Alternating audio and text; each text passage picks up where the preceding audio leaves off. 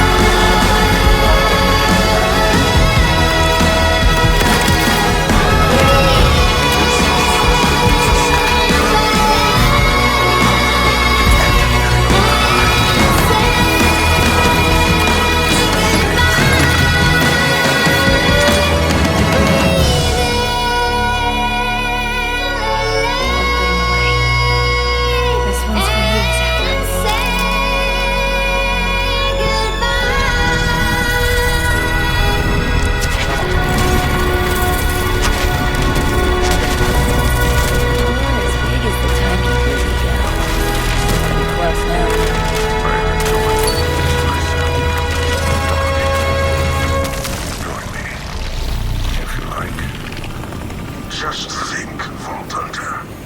If you had never arrived, we would still have futures, gleaming and bright, within the Timekeeper's crystalline order. But now we all will die. Every last soul. Because of you and your chaos. Guess this stuff didn't do them much good, huh?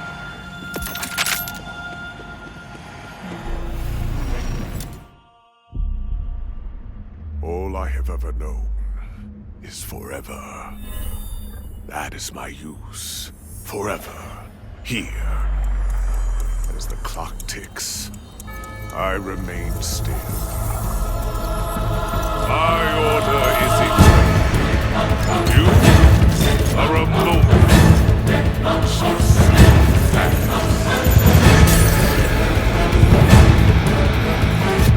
So let's enjoy it.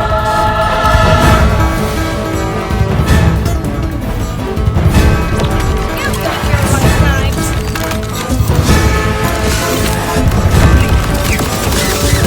I'll wipe the slate clean.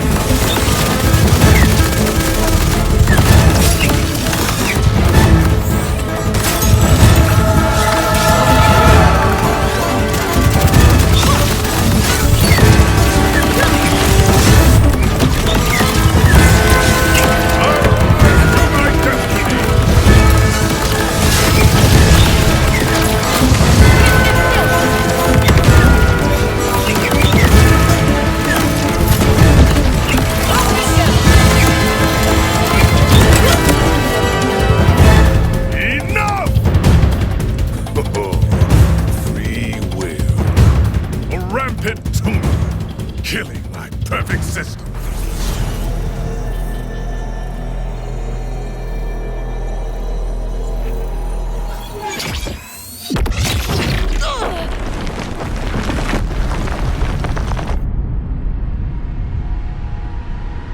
And why should you get to be free?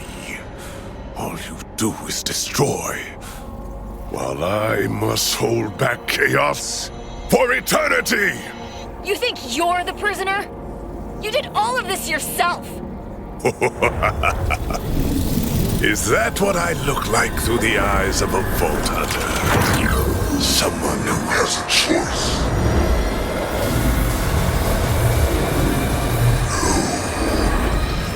I was given an order.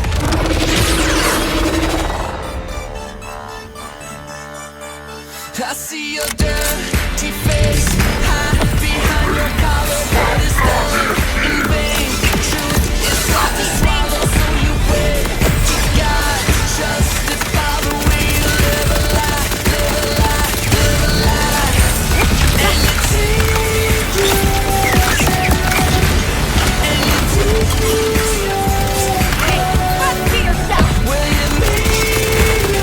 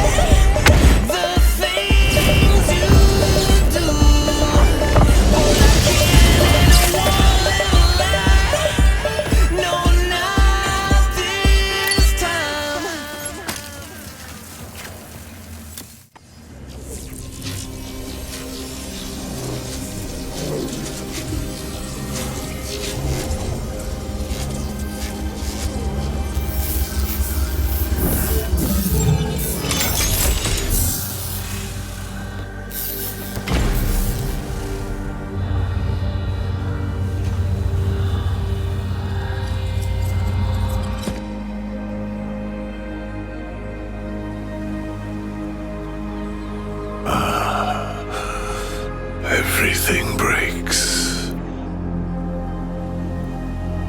Even cages.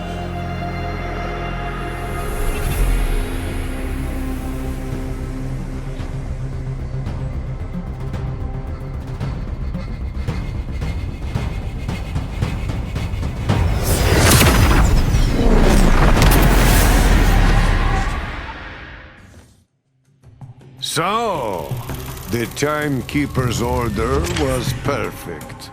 It was supposed to last forever.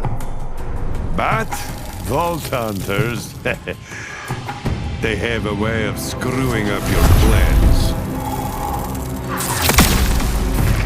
A Vault Hunter is more than a warrior, more than a treasure seeker.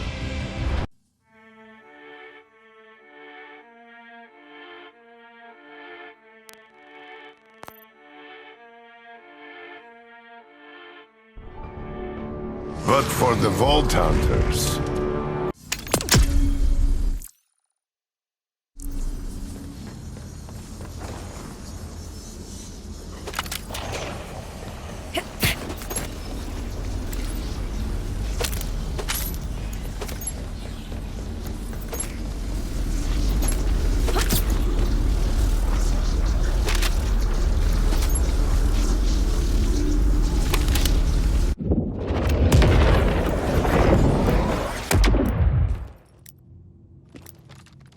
So I just paused the video as usual, but this build is mostly done. Still need perfection. Of course, whenever they increase the level cap, I just have to level everything up again. Or rather, I can't level anything up. I'll have to get the same gear or better gear and better rolls because that's how this game apparently is. I still don't like it, but it is what it is. I still don't like the fact you can't level gear up. I will never agree with that addition to any of these kind of games. Anyway, so this build, when I say mostly done, is because I finally got my last passive. Not to mention they buffed melee damage some. They didn't really buff it though. The thing is, they nerfed Groundbreaker. No matter what anyone tells you, anytime they quote fix something that was quote overperforming, all that means is it's an effective nerf. So yes, Groundbreaker was absolutely nerfed. So they effectively nerfed melee builds in many ways. They buffed them in other ways, but it wasn't enough. Like, melee build got nerfed. I mean, I really do think that. After noticing how much Groundbreaker helped me one-shot things sometimes, and now that never happens, pretty much, I'm like, yeah, no, it definitely feels like a nerf. However, now that I've finished my build, I'm basically as strong as I was before, I feel like. Which is still fine, because I was still really OP, I feel like, on this build. As you can see, I mean, this build can't take bosses out quickly at all. Some bosses it kind of can. Some of the world bosses, especially red ones, or flesh bosses, are pretty easy to kill very quickly, even on this build. And of course, it's invincible when I'm fighting bosses for the most part, so I mean, it's not like I have to worry that much. I'm still missing a giant chunk. That's the biggest thing to buff now at this point, is getting like a triple turtle armor or shield to get like twice the amount of armor or shield I have at some point, which is possible. That'll be like the last major buff, so defense-wise, but obviously without it, I'm still pretty much invincible. On that note, I learned rubber hand that I was using in the previous videos. It doesn't work. The lifesteal from rubber band firmware does not work. I tested it against the bullet dummies, and I got the exact same amount of overshield no matter what, whether I had rubber band on or not. Now, I tested damaging myself, and I can confirm the damage reduction on it does work. However, it's not that much damage reduction, and it doesn't really help you that much without the lifesteal. So I got rid of it to just stack real big fist, basically, in God Killer that you see.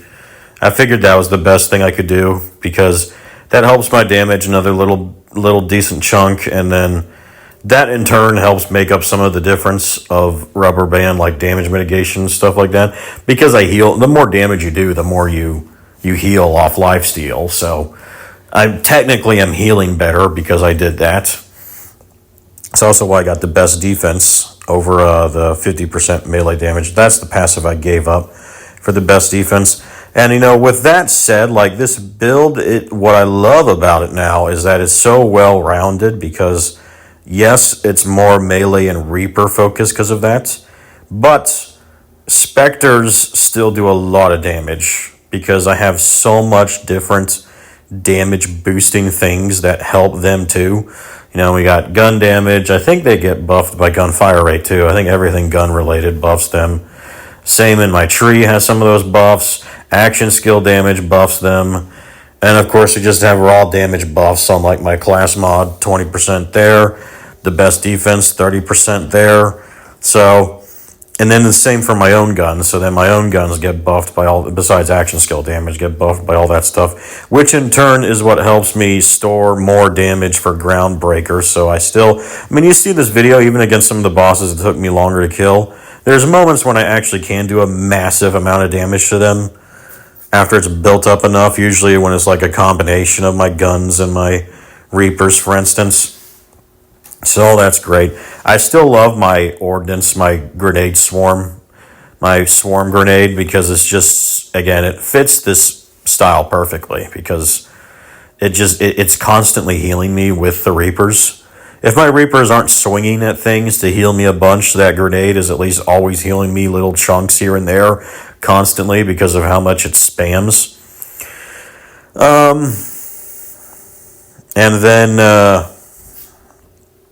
And then obviously it has lifesteal on the grenade too. So that just whittles fields down slowly while healing me constantly. So it's just, and then it stores up, yeah, that was what I meant to say. It also helps store up ground breaker constantly too between melee swings. That was my freaking, I was just dropping something here. So yeah, that was, this build's, again, pretty much done. Well, I mean, I need to maybe get better guns, but like, I have the best shot, like, my guns, I'm not a gun or crit hit build, so when it comes to my guns, I just want raw DPS as much as I can on a gun, just get as much DPS as I can on it. And then I want to have the 4 elements so that I can use my Reapers, and not to mention it changes my own melee element. So against like some of these longer boss fights, that's why you see me switch to other elements. I try to use kinetic Reapers most of the time if they aren't red, because it's just a good check against everything, just neutral, and then I just switch to my guns to make my own melee have like that element it's weak to. But you see, if I know it's going to be a longer fight, like the Timekeeper, the second phase of the Timekeeper, I'm like, yeah, I'll spawn Reapers in association with his health bar, and having those 4 elements on my gun really helps with that. So like, we have the Soothsayer shotgun. That's like the best shotgun period for flesh enemies, which is the majority of enemies in this game. People say they nerfed the Soothsayer by doing that, and in a way they did, but at the same time, it's like, it's probably one of the best guns in the game for red enemies, and there's so many red enemies in this game, because the entire Reaper faction, almost every enemy you'll fight in there, from fodder to elites, will almost always be exclusively a red bar.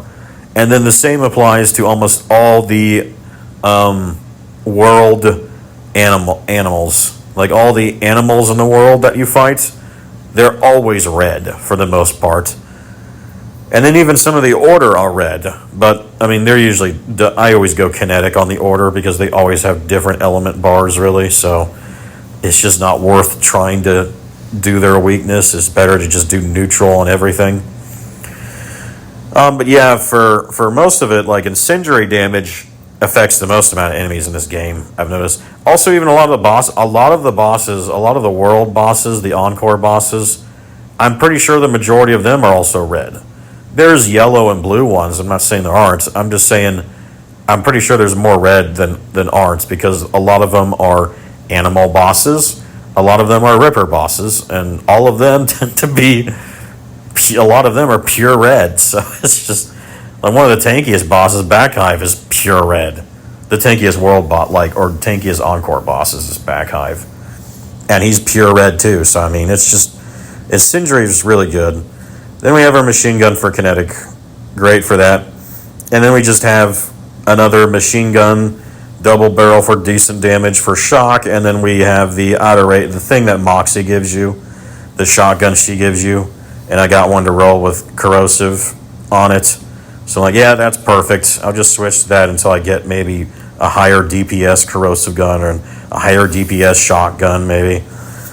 And then that'll be like the finishing touches, you could say. But yep, I like this build. It's a very fun, very casual build. Unfortunately, as you'll see, like my Aiming ordnance tank is just better than this in every way.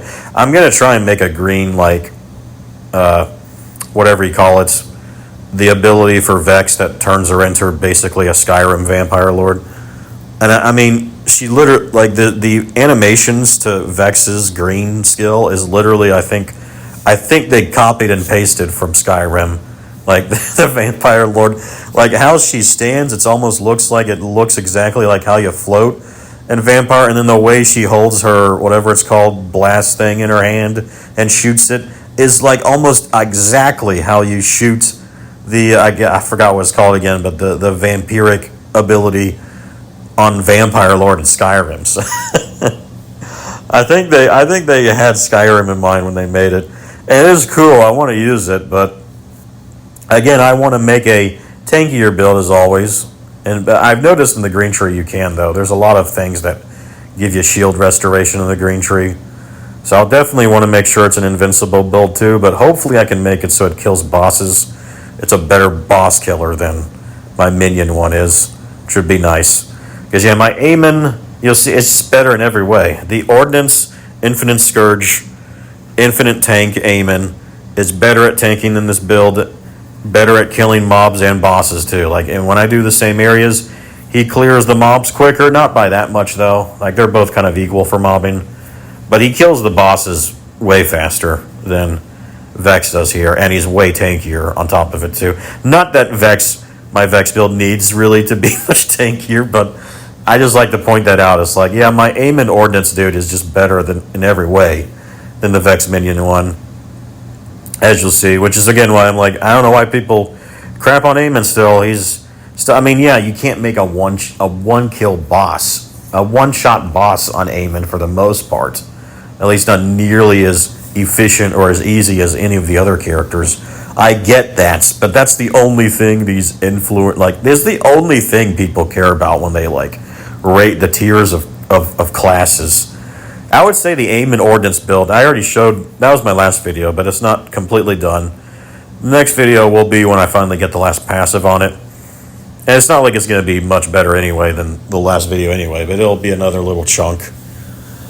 But I mean, just to emphasize, it's like, dude, that Ordnance build is just, I think it's actually an amazing build in this game because it's just good at everything and is the most invincible you can possibly be in the game. Seriously, you cannot be more invincible than this Aiming build, and then you're also still a classic tank who's drawing aggro, healing you're actually a good support whenever a team needs it. It's a really, really good carry build for that reason, because you can take it anywhere, carry anybody, and and still continue decimating the mobs. You won't one-shot any of the bosses, but you'll kill them in 10 to 20 seconds for every boss in the game. Besides, I think the second phase of the Timekeeper, that might take a good 30 or 40 seconds. but still, it's like you just sit there and spam your rocket launcher and you're invincible and you kill everything pretty quickly.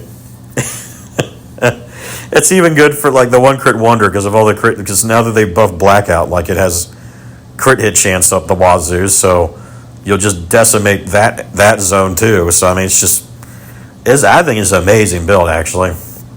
I love this Vex build. I'm gonna continue playing it, but yeah, my Aiming build definitely better than this Vex build, I'd say.